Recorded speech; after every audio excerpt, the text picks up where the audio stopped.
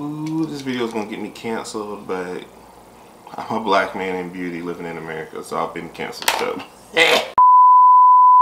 Hi you guys, Editing Dairies here. Listen up. So, hopefully you guys aren't too alarmed, because if you saw my last video, then you know exactly what's going on. In case you haven't, yesterday I did a video on what brands need to be doing better, which featured Fenty Beauty, Juvia's Place, and Beauty Bakery. And I basically just talked about the pros of these brands and what these brands need to be doing in the future to help improve their brand even more. And so, this is part 2. Originally, it was all going to be one video, but the video was getting extremely long. So this is part 2. We're going to be talking about a lot of other brands like Morphe and ABH. So hopefully you guys will enjoy that. Before the video begins, if at any point you are enjoying yourself, enjoying me, content I'm creating, go ahead and give the video a huge thumbs up, like, and support. It means a lot. Also, if you want to continue seeing my face on your YouTube feed, then go ahead and subscribe to my channel, hit the notification bell so that you don't miss the next time I upload. And this is weird. I don't like talking in front of my computer. So you guys, let's go ahead and get into the video of part 2 of brands need to do better. Let's go.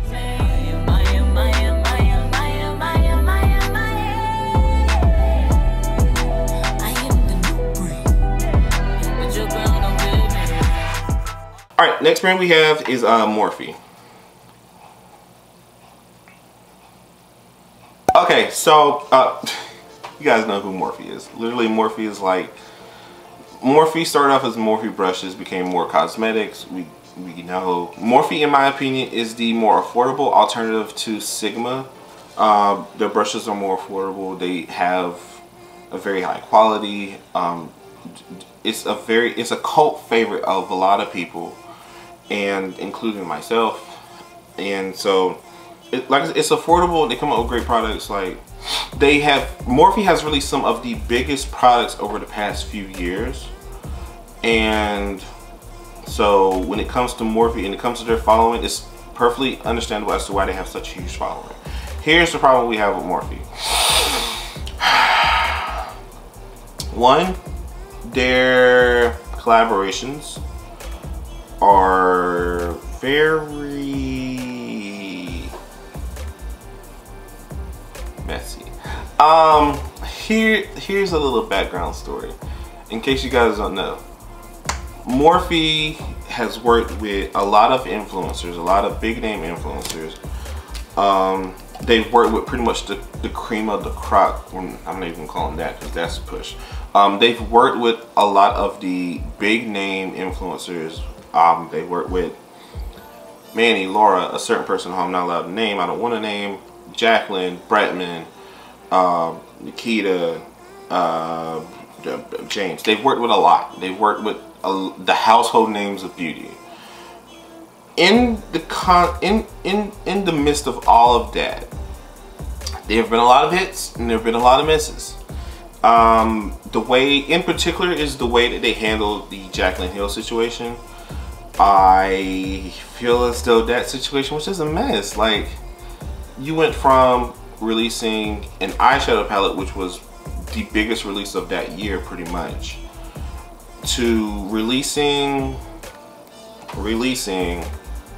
eyeshadow palette box set that, regardless of what you guys say, was not the same as the original ones. I'm sorry, it wasn't. Like, there's clear visual evidence. Like, there was a disconnect between the original Vault collection and the Vault collection that we got, and influencers will tell you this, makeup artists will tell you this.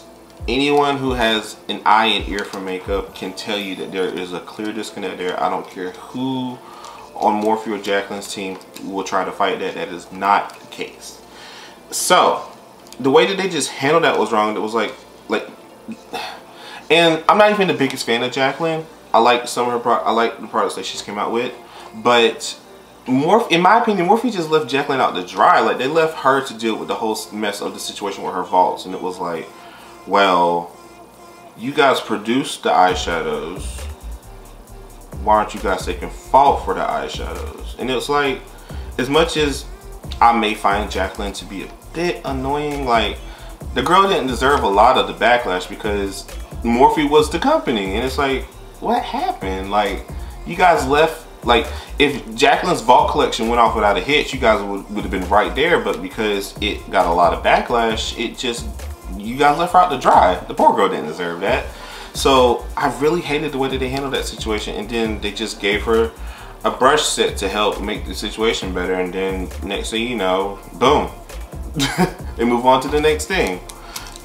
It was very disappointing, like, and I just, it really, I didn't like that. And then another situation, the Bretman Rock highlighting palette. I like the palette, a lot of people like the palette, but I feel like Morphe didn't put nearly as much effort into Bretman's collaboration as they would have with James or Jaclyn Hill, and that might just be Bretman's connection with Morphe, but it just didn't sit right. Like, the vibe just didn't sit right. Like, nothing, like, I didn't feel like there was anything wrong on Bretman's front when it came to that whole situation. I just feel like Morphe just didn't give him the same support that they gave him people in the past, and it, I don't know. Another thing is that Morphe, when y'all gonna start working with black people? I just want to know. Like, you've given all these black people, well, not all, you've given a few black people influencer codes to use on your website. If I'm not mistaken, Jackie was the last one that y'all gave one to. When y'all gonna give them a collab? Like, why hasn't He Flawless gotten a collab? Why hasn't Jackie gotten a collab? Why hasn't Nima gotten a collab? Why hasn't Alyssa gotten a collab? Why is it that there's so many black influencers, both male and female, who you guys consider affiliates, but like haven't given them the privilege that you've given Manny and Laura and Bretman and James and Jack? I don't get it. When y'all gonna start working with black people? Like, I'm so glad that we got one POC collaboration with Bretman, but like, when you're gonna work with black people? Just curious. Which brings me to another point. What's going on with this foundation? What's the deal? Like, I just don't get it. Like, to any brand who sees this, understand that releasing 50, 60 foundation shades does not necessarily mean that you guys have released a great foundation range. Beauty Blender should be the perfect example of that. Like, what's going on? Like, I don't get this concept. Like, you guys have got to do, like, there was a clear disconnect here, and I want people to understand this. I don't necessarily, my biggest gripe isn't just with the foundations. Like, all of what Morphe has done with the complexion products just feels weird. Like, I just want them to put the same amount of effort they put into your eyeshadows and their highlighters that they do into their complexion products. Like, whenever I first got into Morphe, they had the Pro Definition Sculpting palette, they had contour palettes, they had a lot of things that worked on deeper complexions, and then when Morphe rebranded, they pulled all of that. Like, my favorite contour palette is no longer on Morphe's website. And then they came out with the 8H or HF, whatever those contour and highlight palettes are. They don't run deep enough, and they're incredibly too warm tone. We don't want that. Their Bronzers, great concept, but I'm the deepest shade in the Bronzer thing. It's like the little contour and bronzer thing. The bronzer is okay. The contour palette color does not run deep enough. Like, I struggle using that. Like, and I know way too many people who are deeper than me, so that's not okay. I don't understand why Morphe felt the need to put so much effort into releasing 60 foundation shades and only 30 concealer shades. Mind you, if anyone who remembers, Morphe released concealers a while back, and those concealers weren't good either. So I don't get it. I just, ooh, Morphe. Just work on the complexions. Like, put the same effort you put into your eyeshadow palettes as you do in your complexion products. That's all I'm asking. That's it. Alright, moving on to the next brand. We got Anastasia Beverly Hills. ABH is, in my opinion, the GOAT when it comes to brow products, when it comes to the sculpted look from contours, and when it comes to the glow from their glow kits. You can't deny any of that. ABH has created a lot of staples for a lot of working makeup artists and a lot of just makeup enthusiasts. A lot of their early glow kits are like some of the best things in the world. That Sun Dip glow kit, oh baby, that glow kit is. Here's the issue. ABH has a very, as popular as ABH is, they have a very narrow and very like direct market. I feel like ABH's market is geared towards a very small group of people, and it's weird. Like, their foundations are okay. The stick foundations, I'm not going to get into stick foundations. Their glow kits, cool. Brow products, amazing. Eyeshadow palettes, what's going on? Like, we have Modern Renaissance, Subculture, that's a mess, but you know, whatever, and Prism. Those three palettes, despite how people feel about the color stories and the performance, are okay overall. Then you go into Soft Glam, which shook the waters a bit. Then you got the Norvina palette, and then you got the Sultry palette, and it's like, look, I don't get who these palettes are marketed. No, I do get who these palettes are marketed for. Not me. Like, I just did. Oh God, those palettes, I don't get it. Like, it was just a weird situation seeing those products be released, and then I don't like the way. And again, disclaimer, I'm not attacking the owner or CEOs of any of these companies, but I don't like the way that Norvina has handled a lot of the constructive criticism of recent launches. There were a lot of people who weren't fans of Norvina's palette because it was not flattering on deeper complexions. There were a lot of people who weren't fans of the Sultry palette because it wasn't flattering on deeper complexions. And Norvina just kind of brushed it off and was like even I had a conversation with Norvina and she was like, oh, I think these palettes will work on deeper complexions. I can tell you now that they don't really work on them. Like, even the campaign for the Sultry palette had like 4 or 5 black dark skinned girls. First of all, kudos to you for that. However, those dark skinned girls were either wearing all of the glitter shades or that bright coral shade that's in that palette. The other shades either didn't exist on them or I don't know. I really like. Norvina has, again, not an attack. Norvina, you know, is in a position of someone who runs a company. However, they have the mindset of an influencer, and that can be a good thing and a bad thing because she's on a lot of trends. However, there are things that are happening that I'm seeing with her and the way that the company's being presented, and it doesn't feel right. And even though ABH is not going anywhere, I don't know what is going to be in store for them, and I don't know how that any kind of change or any kind of new additions to their company will affect people like me. So hopefully we can get some eyeshadow palettes that are flatter on deeper complexions. We can get more highlighters that, you know, are great for people with deep complexions. Hopefully we can just get better overall service and overall creativity. Like, I just feel like they're stuck in this niche. Like, you guys have seen the picture of all the eyeshadow palettes lined up and all the repetitiveness. Like, I just want to see more creativity, and I want to see more connection with people who don't look like Norvina. That's all. What is next brand? Ooh, this is gonna be fun. Okay, Colourpop. Why am I excited? Colourpop, so you guys know who Colourpop is. Colourpop is a very, very affordable makeup brand who releases a lot of high quality products. Like, you're going to see like one of the best concealers released in the past few years from them that cost like $5, $6, whatever. You're going to see a lot of great eyeshadow palettes that come from them. You're going to see a lot of great creativity from them. And Colourpop is one of the companies that I feel like reaches out to a lot of different influencers and people in the industry of entertainment and beauty and things of that nature to work with, which is great because you don't want to see the same 1 or 2 people collab with brands over and over and over again.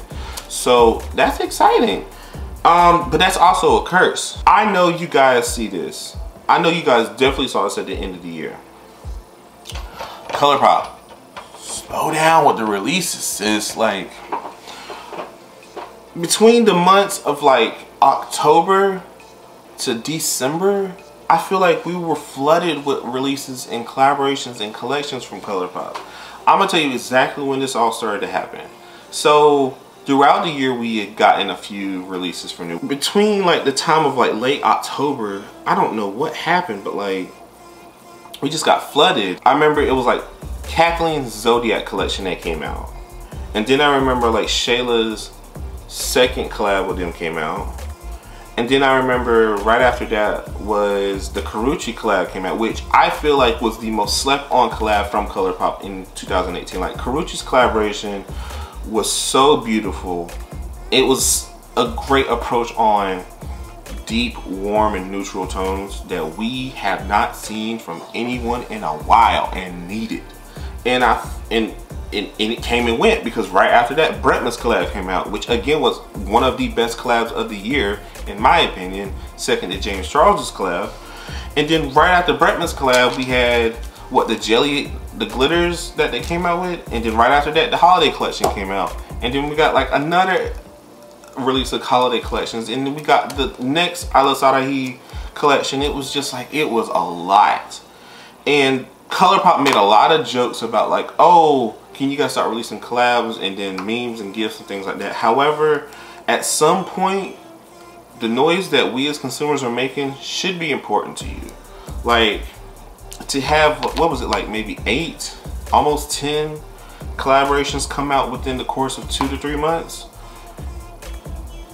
it was a lot. And it was just like, it was a lot on the consumers, and then it was a lot for, in my opinion, the people who were releasing actual collabs. Like, I feel like Kathleen and Shayla and Karrueche especially and Bretman got the short end of the stick, because yes, they got collabs with their names on it, but yet they barely had any time to like push and let their collabs breathe, because bam, another one came up within less than 2 weeks.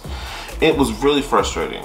Like, it really frustrated me, because you had a lot of great collaborations that came out that really did deserve, you know, to be embraced and pushed and supported in the way that collabs from other companies have. And it was a lot. It was a lot. Whew, that was a lot. And my spirit, it was just a lot. You guys are a great company, and I don't want to see you guys overflood and oversaturate the market again with something like that. So hopefully you guys will take note of that, please. Please. Next on my list is Too Faced. Alright, Too Faced, in my opinion, took the new wave of focus on complexion after the release of Fenty very well, and handled it, and they just took the approach well. Instead of just bragging about, oh, we've already had foundation shades out like other companies have, they decided to be like, you know what?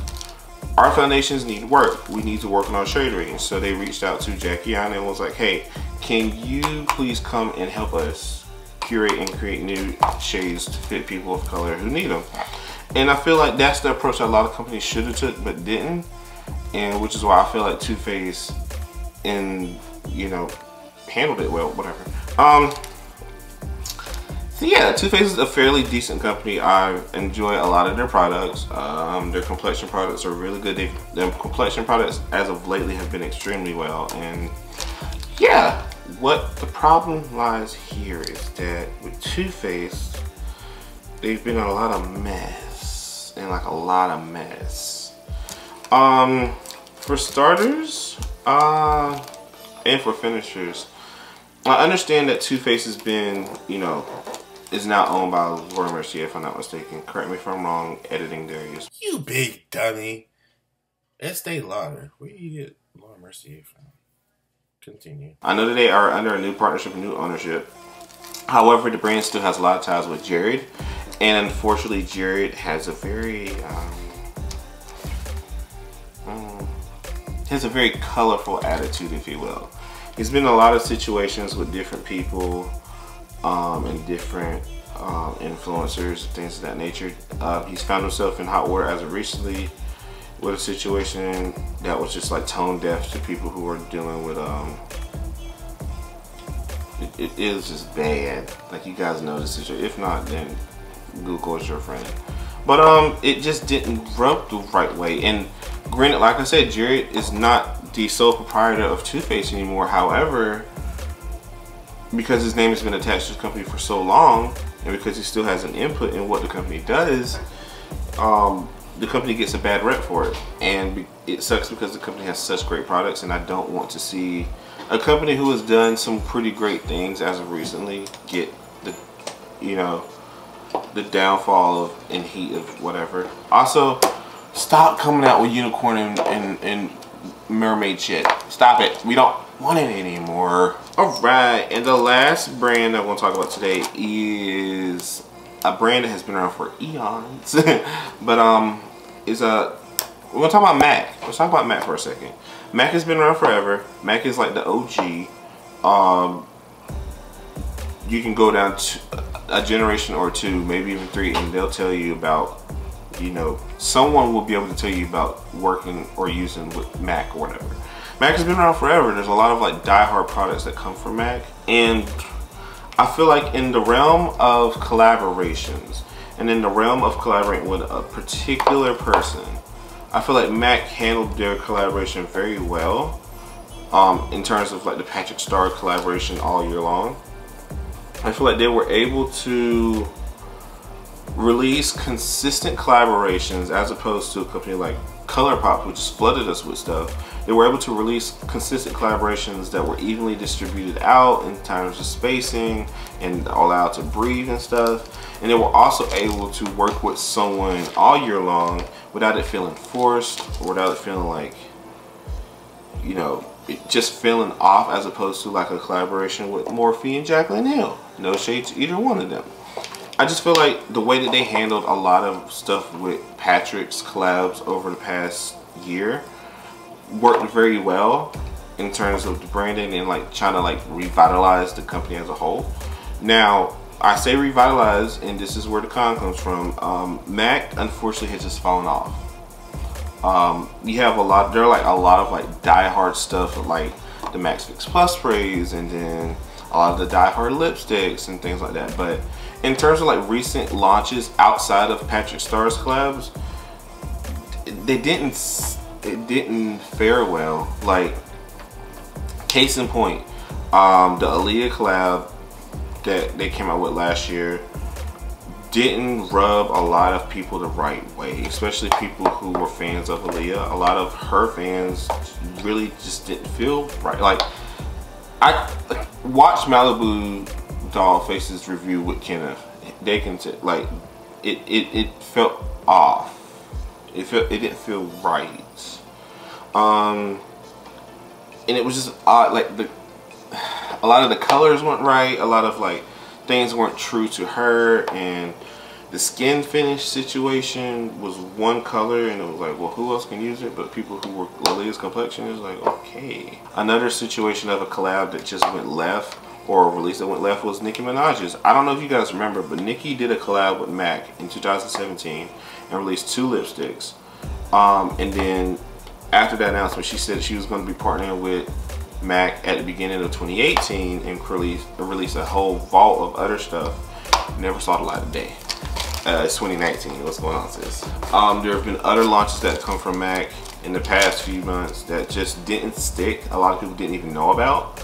And so hopefully, being that MAC is like the cream of the crop and the OG when it comes to makeup, I really want MAC to like come back to the forefront of makeup, because like I don't want to see a company like MAC get overrun.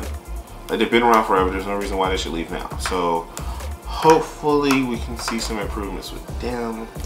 I really hope something happens, because like I said, like, it's hard to talk down about MAC Cosmetics because MAC has been around forever and has done a lot of great things.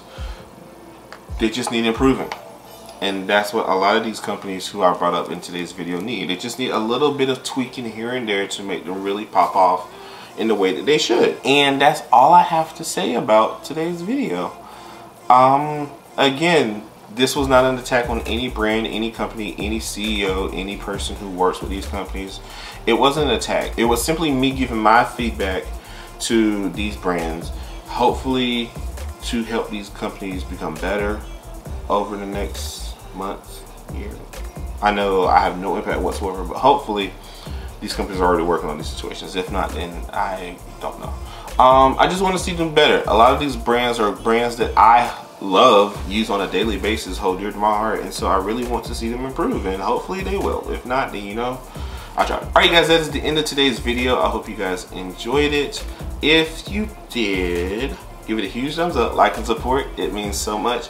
Also comment down below what companies you think need a little pep talk, need a little push, a little hoorah. Like, remember, this is all constructive criticism, and if you feel like there are some companies out there who are doing good things but also need to work on some things, then let me know, and maybe I'll do another video.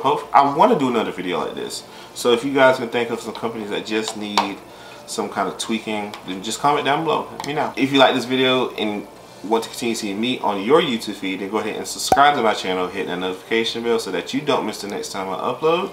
Uploading roughly once a week until I can get back into the swing of things. Also follow me on all my social media accounts. That is NeonMUA on Instagram, Twitter, and Facebook, as well as Lionheart555 on Snapchat. Love to have you guys be a part of the Fireflies family. Follow me on social media, follow me everywhere else. Get the know-how, get the need to know, get all you want to know from me. Alright guys, that is the end of today's video. I thank you guys so much for watching, and until next time, take care. Bye. Are you done? Wow, you literally cut me off right before I finished.